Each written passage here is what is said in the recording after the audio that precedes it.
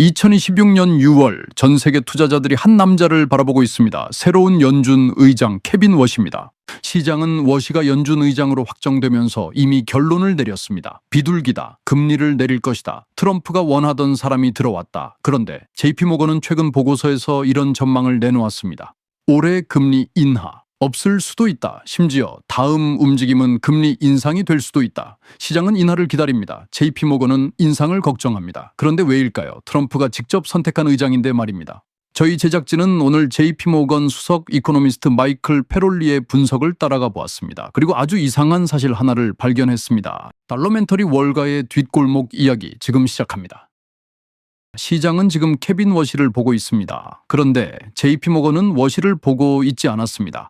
케빈 워시, 사람마다 기억하는 워시가 다릅니다. 어떤 사람은 매파라고 부릅니다. 또 어떤 사람은 비둘기라고 부릅니다. 이상합니다. 둘 중 하나는 틀려야 할 것 같은데 말입니다. JP모건의 페롤리는 이런 이야기를 했습니다. 워시는 2006년부터 2011년까지 연준 이사로 활동했습니다. 당시 그는 분명한 매파였습니다. 인플레이션을 경계했고 통화 완화에 비판적이었습니다. 그런데 패드 의장 후보로 거론되기 시작하면서 워시의 말이 달라지기 시작했습니다. AI가 생산성을 높일 수 있다. 금리는 생각보다 제약적일 수 있다. 연준은 말을 너무 많이 한다.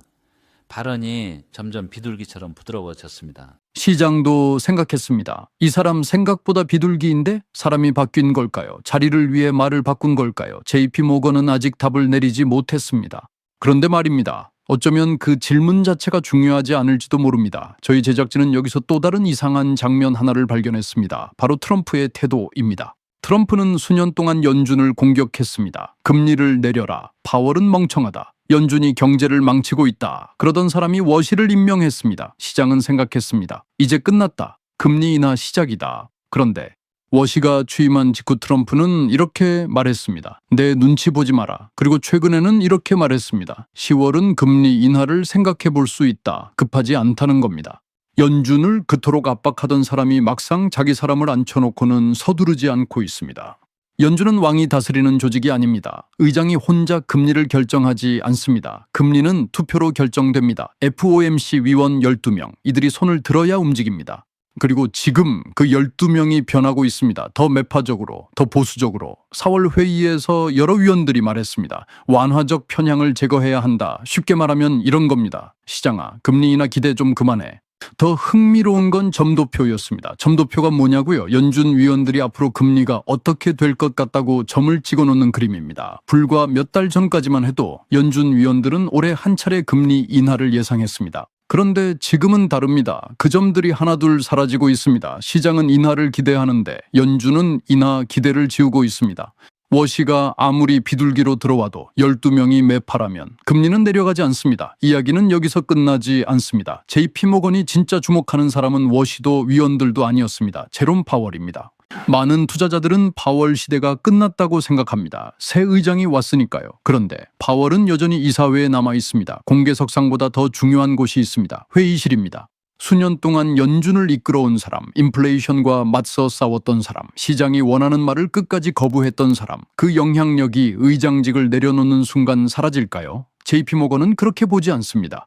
연준은 기업이 아닙니다. 의장이 바뀌었다고 조직 전체가 하루아침에 바뀌지 않습니다. 특히 전임 의장이 아직 회의실 안에 앉아 있다면 말입니다. 워시는 이제 막 들어온 신입 의장입니다. 파월은 여전히 그 방 안에 있습니다.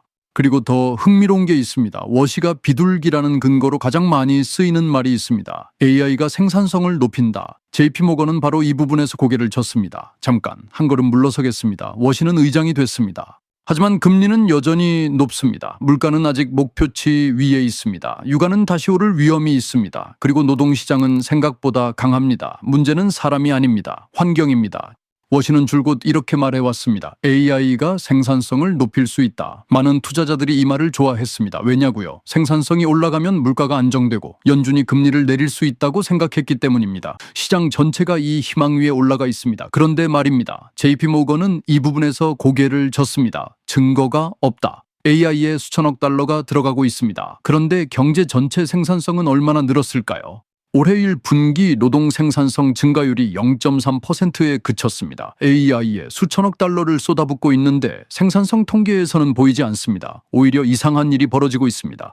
AI 데이터 센터는 엄청난 전력을 씁니다. 전기요금은 오르고 있습니다. AI가 인플레이션을 낮출지 아니면 높일지 아직 아무도 모릅니다. 그런데 말입니다. 시장이 금리 인하를 기대하는 근거가 AI 생산성 혁명이라면 그 생산성이 증명되지 않는다면 시장의 기대 전체가 흔들립니다. 그리고 JP모건은 마지막에 하나의 전망을 내놓습니다. 올해 금리 인하 없다. 다음 움직임 금리 인상. 월가의 일부는 인하를 전망합니다. JP모건은 인상을 말합니다. 워시가 비둘기라서 금리를 내린다. 고용이 강하고 물가가 오르니 금리를 올린다. 두 이야기가 동시에 시장을 돌아다니고 있습니다.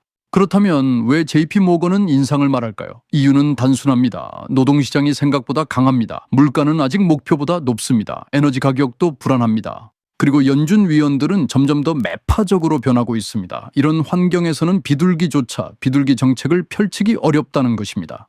시장은 새로운 의장을 보고 있습니다. JP모건은 새로운 의장을 보지 않습니다. 인플레이션을 봅니다. 에너지 가격을 봅니다. 점점 매파적으로 변하고 있는 위원회를 봅니다. 시장은 지금 케빈 워시가 누구인지 알고 싶어 합니다. 그런데 JP모건은 전혀 다른 질문을 던집니다. 워시가 누구인지는 중요하지 않다. 지금의 연준이 비둘기를 허락할 수 있느냐가 중요하다. 어쩌면 시장은 워시를 비둘기라고 착각하고 있는지도 모릅니다. 그리고 만약 JP모건이 맞다면 시장이 가장 믿고 있는 비둘기가 가장 위험한 연준 의장이 될 수도 있습니다. 어쩌면 지금 시장이 가장 두려워해야 하는 것은 매파가 아닐지도 모릅니다. 비둘기조차 금리를 내릴 수 없는 환경일지도 모릅니다. 다음 주 수요일 워시의 첫 번째 FOMC가 열립니다. 그리고 그날 시장은 워시를 보겠지만 JP모건은 여전히 환경을 보고 있을 것입니다. 월가의 뒷골목 이야기, 경제를 읽어주는 남자, 달러 멘터리, 그런데 말입니다. 이 한자로였습니다. 자세한 내용은 한자로의 뉴스레터에서 확인해 주세요. 감사합니다.